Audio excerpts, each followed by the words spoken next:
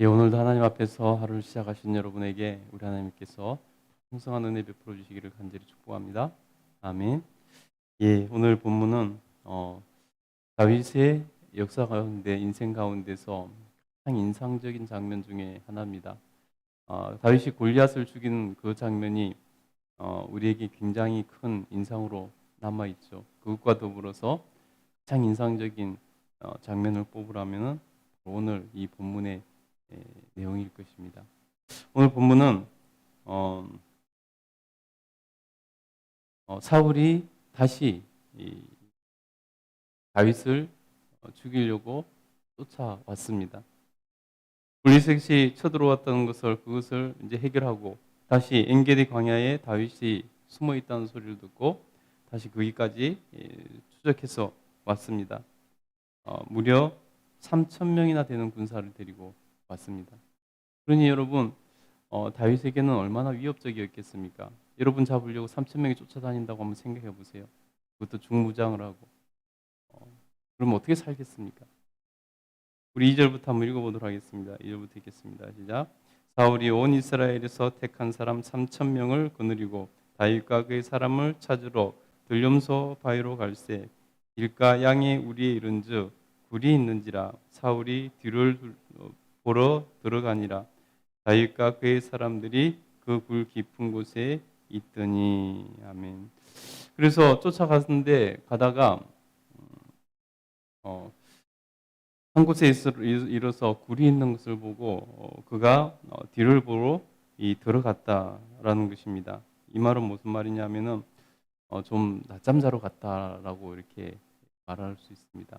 그래서 왕이 피곤했던지 낮잠 자러 굴에 들어갔다는 것입니다. 마침 여러분 광야에서 굴이 외에는 이렇게 쉴만한 곳이 없지 않겠습니까? 태양빛에서 이렇게 마땅히 더위 가운데서 쉴만한 곳이 없었는데 굴을 보니까 굴은 여러분 들어가 보셔서 아시지 않습니까? 시원하잖아요. 그래서 그 굴에 들어가서 낮잠을 자려고 좀 쉬려고 들어갔습니다. 그곳에 들어가 가지고 이제 잠을 잤겠죠. 그런데 다윗이 그 굴 안쪽에 숨어 있었습니다. 어, 사울 입장에서 보면은 저게 소굴로 들어간 것이다. 마찬가지죠. 어, 다윗이 안에 있다가 사울이 잠든 것을 봤습니다. 처음에는 얼마나 긴장했겠습니까? 근데 잠이 들고 코도 골았을지 모르죠. 잠이 드는 것을 보고 그 부하들이 다윗에게 이렇게 말을 합니다. 우리 사절 한번 읽어보겠습니다. 읽겠습니다. 시작. 다윗의 사람들이 이르되 보소서 여호와께서 당신에게 이르시기를 내가 원수를 네 손에 넘기리니 네 생각에 좋은 대로 그에게 행하라 하시더니 이것이 그날이니이다 하니 다윗이 일어나서 사울의 그돛자락을 가만히 베니라. 아멘. 여러분 보세요. 어, 앞으로 또 어떻게 될지 모르니 이 기회에 저를 죽이고 당신이 안전하고 또 이런 부분 받았으니 왕이 되십시오. 그런 뜻입니다. 여러분 누가 봐도 다윗에게 좋은 기회죠.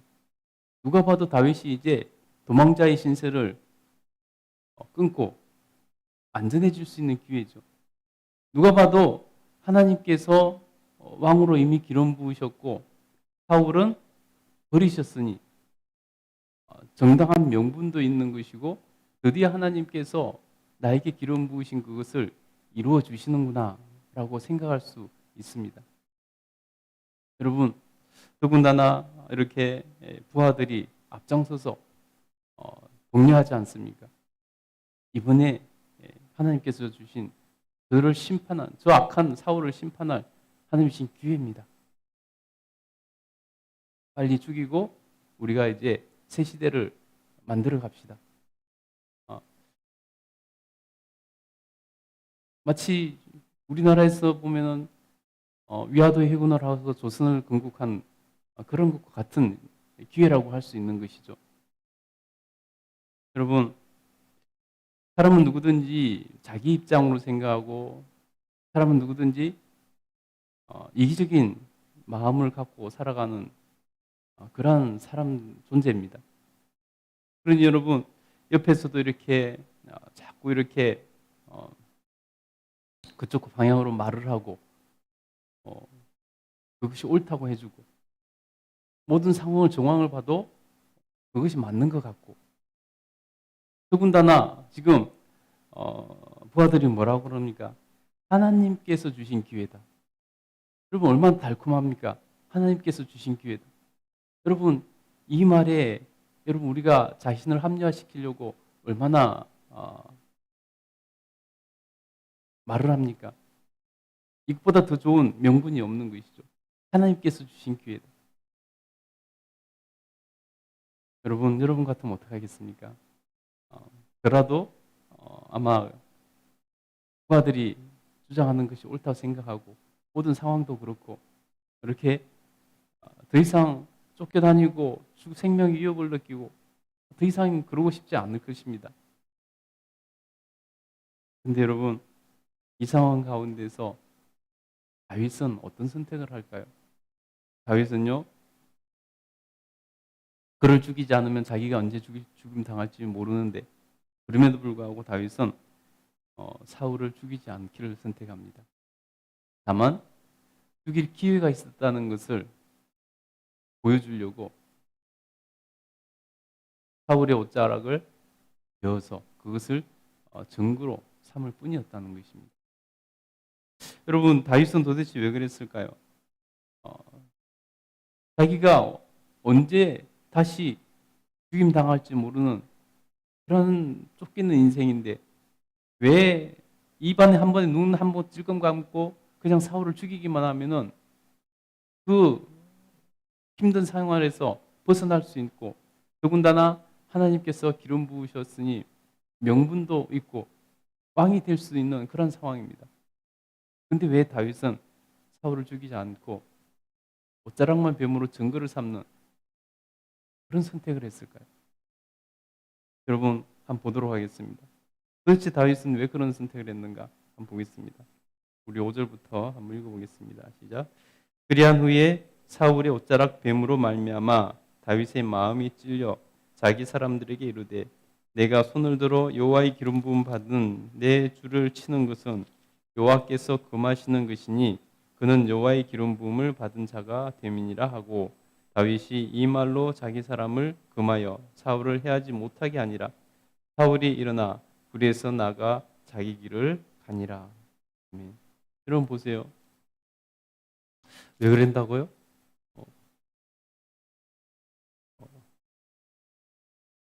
사울은 지금 비록 하나님을 배신하고 하나님께 버림받았지만은 그는 하나님께서 세우신 왕이라는 것입니다. 하나님의 선택이었고 하나님의 결정이었고 하나님께서 행하신 일이라는 것입니다. 그래서 하나님께서 기름 부은 자를 자기가 함부로 죽이는 것은 합당치 않다라고 말하고 있다는 것입니다. 여러분 하나님께서 행하신 그 일에 다윗은 사울을 죽임으로 하나님을 슬프시게 해드리고 싶지 않았다는 것입니다. 단지 두려운 마음으로만 그런 것이 아니라 사실은 하나님을 배려하고 존중하고 하나님의 마음을 헤아릴 줄 아는 그러한 모습인 것이죠. 하나님의 기름 부으신 자를 죽이면은 하나님이 얼마나 슬퍼하시겠냐는 것이죠. 하나님이 세우신 자 하나님께서 판단하셔서 하나님께서 하실 것이라는 것입니다. 그래서 여러분 다윗은 사울 죽이기를 선택하지 않고 자기 부하들에게도 이렇게 말리는 것을 볼 수 있습니다. 사실은 사울은 다윗에게만 원수가 아닙니다. 다윗에게만 적이 아닙니다. 다윗을 따르던 그 많은 사람들 가운데서도 대다수는 사울의 왕에 의해서 잘못된 정책과 잘못된 그런 국정 운영을 통해서 그런 처지에 놓였기 때문에 바로 그들에게도 사울은 쫓아내야 될 존재라는 것입니다. 그러나 다윗은 그들을 말렸다는 것입니다. 왜냐하면 하나님의 주권을 인정했기 때문입니다. 하나님께서 모든 것을 주관하시고 하나님께서 일하신다는 것을 믿었기 때문입니다. 여러분, 그런 믿음이 없이 자기를 죽이려고 하는 자를 살려두면 언제 또 죽임 당할지 모르는데 그런 선택을 할 수 있겠습니까? 하나님에 대한 신뢰가 없이 어떻게 그런 결정을 할 수 있겠습니까? 비록 자기가 사울을 살려줘도 하나님께서 자기를 지켜주실 것이고 하나님께서 선악간에 판단하셔서 자기를 손들어 주실 것을 믿었기 때문에 그런 선택을 할 수가 있는 것이죠. 하나님에 대한 신뢰가 없으면요, 아무리 하나님께서 기름 부으셨다 할지라도 내가 오늘 죽이지 않으면 저 사람에게 죽임 당한다면, 하나님에 대한 신뢰가 없었다면 어떻게 죽이지 않을 수 있겠습니까? 하나님의 주권에 대한 존중과 하나님을 신뢰하는 마음이 있었기 때문에 그것이 가능했다는 것입니다. 여러분, 우리는 하나님을 신뢰하는 그 모습을 다윗을 통해서 배워야 됩니다. 그런 극한 상황에서도 하나님을 신뢰했더니 하나님께서는 다윗을 내 마음에 합한 자라고 말씀하신 거죠. 평범한 삶 가운데서 그냥 누구나 다 그런 선택을 할 수 있는 일상적인 쉬운 그런 선택에서 누구나 다 그런 믿음의 선택을 할 수 있는 상황에서 선택하는 것은 그것이 뭐가 그리 대단하겠습니까? 여러분, 다윗이 하나님의 주권을 어떻게 인정하는지 한번 계속 한번 보도록 하겠습니다. 우리 8절부터 한번 읽겠습니다. 시작. 그 후에 다윗도 일어나 굴에서 나아가 사울의 뒤에서 외쳐 이르되 내 주 왕이여 하매 사울이 돌아보는지라 다윗이 땅에 엎드려 절하고 다윗이 사울에게 이르되 보소서 다윗이 왕을 해하려 한다고 하는 사람들의 말은 왕은 어찌하여 들으시나이까? 오늘 여호와께서 굴에서 왕을 내 손에 넘기신 것을 왕이 아셨을 것이니이다. 어떤 사람이 나를 권하여 왕을 죽이라 하였으나 내가 왕을 아껴 말하기를 나는 내 손을 들어 내 주를 해하지 아니하니 그는 여호와의 기름 부음 받은 자이기 때문이니라 하였나이다. 내 아버지여 보소서 내 손에 있는 왕의 옷자락을 보소서 내가 왕을 죽이지 아니하였고 그 옷자락만 베었은즉 내 손에 악이나 죄과가 없는 줄을 오늘 아실지니이다. 왕은 내 생명을 찾아 해하려 하지 하였으나 나는 왕에게 범죄한 일이 없나이다. 여기까지는 이제 사울에게 자신이 당신을 해칠 마음이 없다는 것을 이렇게 증명하는 것입니다. 그러면 하나님을 신뢰하는 다윗의 모습은 우리 12절부터 한번 볼게요. 여호와께서는 나와 왕 사이를 판단하사 여호와께서 나를 위하여 왕에게 보복하시려니와 내 손으로는 왕을 해하지 아니하겠나이다. 보세요.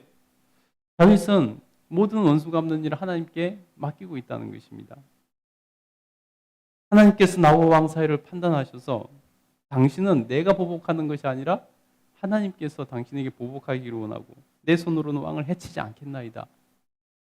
하나님을 얼마나 신뢰하고 있는지를 보여주고 있는 거죠.